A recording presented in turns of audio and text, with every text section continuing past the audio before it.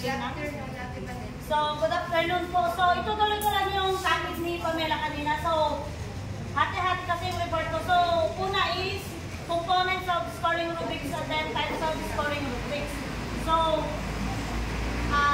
basic components of scoring rubrics. So, ito yung mga, kung ano yung makikita sa scoring rubrics. So, una is criteria that describe the performance. Number 2, indicator for each level of performance. And number 3 is rating scale for the performance. So, ganito siya.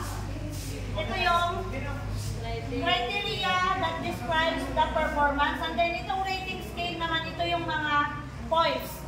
And then, itong indicator, basta makikita nyo siya mamaya. Indicator kung ano nakalagay dito sa ano. So, ito yung components, tatlong components ng scoring rubrics. So, punta na tayo sa types of scoring rubrics. So, number 1 is analytic rubric. So, analytic rubric, sino gusto magbasa? Gregoria. Number 1, analytic rubrics. This kind of scoring rubric requires teachers to identify major skills that are relevant and aligned with what is intended to measure.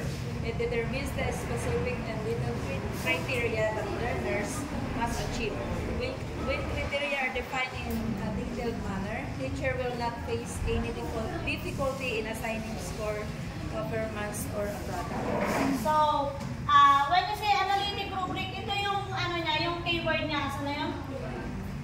Specific and detailed criteria. So, kapag analytic siya, naka-specified yung gustong ma-attain ng teacher, yung gusto niyang ma-assess sa isang performance work ng isang bata. So, ito yung example ng analytic rubric. So, kung makikita natin, ito kanina yung, ano na yun? Ito yung mga points niya kanina. Asa na ba yun? Wait lang. Rating scale, indicator, at saka criteria.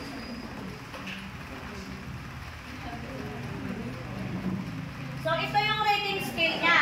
So, kung makikita natin, may point siya, or yung iba naman kasi words yung ginagamit. And then ito yung, ito muna yung criteria.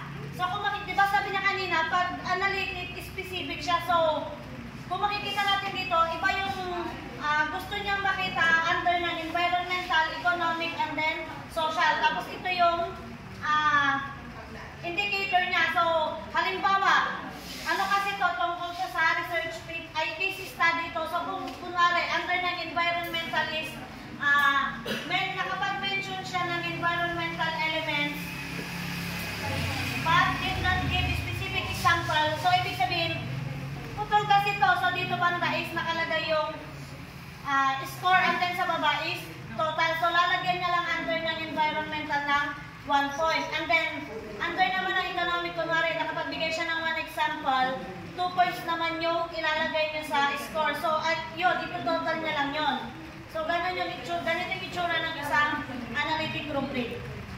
And then, number 2, holistic rubric. So, kung yung analytic rubric kanina is specific, ito namang holistic rubric is overall naman siya. So, pangkalahatan na siya. So, ganito yung example ng isang analytic rubric.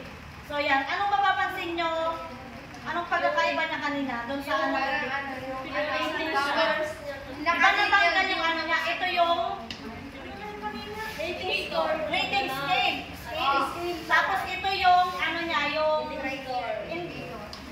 O, indicator ito, nawala na yung criteria niya kasi pinagsama-sama na niya lahat yung gusto niyang ma-assess. Yun. So, next na tayo.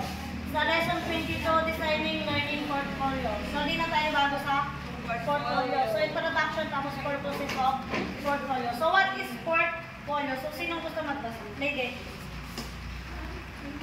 It is a collection of artifacts that were gathered and dynamic, purposeful, and ongoing process that determine the learner progress. It does not only make the learner become aware of their progress, but also allow them to become reflective learners. The portfolio itself becomes a piece of evidence for self-reflection that gives them an idea on how much they have progressed. It is also make them organized as they create their own project. It is strengthen their sense of responsibility as they know that they have to accomplish tasks on time. So, di ba, natry na natin gumawa ng portfolio. No? So, ang pagbibigay ng portfolio is dapat sinasabi siya at the start pa lang ng semester para aware din yung mga estudyante na kailangan pala namin itago ito, kailangan namin itabi kasi kailangan siya sa portfolio. Ganun. So, portfolio, yung mga nilalaman nito, kadalasan is yung mga activities, mga exams, gano'n, yung mga special, ano ba yun? Written works, gano'n yung mga paperworks, gano'n. So, through portfolio, yung lumalabas din dyan yung pagiging creativity ng isang estudyante. Siyempre, di ba, sa paggawa ng portfolio, may kasama rin yan na rubric. So, sa rubrics nakalagay doon kung ano ba yung gustong makita ko na rin ng teacher, kunwari creativity, ganon.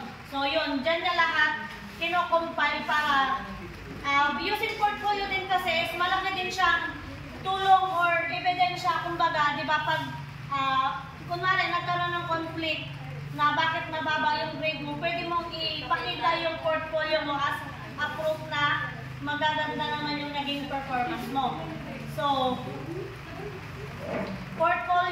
purposes of portfolio assessment. So, portfolio creation is a systematic, purposeful process of collecting learners' works to document their efforts, achievement, and progress. So, through portfolio nga din kasi, makikita din natin yung progress ng ating mga estudyante. So, ayon kay Susan Bartolomeo 2008, may binigay silang may mga binigay silang ano dito, ng kahalagahan ng pagkakaroon ng portfolio assessment. So, number 1 is it emphasizes both content and performance or holistic learning. So, through portfolio, dito makikita din yung kung paano ba natuto yung isang bata throughout the semester or throughout that quarter, kung baga ganon.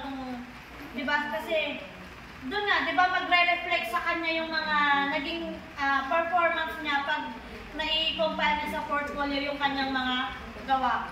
And then, number 2 is it connects children's products with specific national standards. So, this form of assessment highlights what is required in the curriculum. So, syempre, di ba, kung mapapansin natin sa mga course syllabus, nakalagay na doon kung kailangan ba nating gumawa ng portfolio, kung final requirement ba siya, ganun. So, nakakatulong siya sa mga estudyante para makasabay sa high standards ng education. And then number 3, it highlights skills across the curriculum. So yun nga, lalabas na dito yung pagiging creative ng mga estudyante, ganun, kung paano niya bang mapapaganda yung portfolio niya, ganun. So, hindi lang daw sa social studies nakikita yung skills na pagkakaroon ng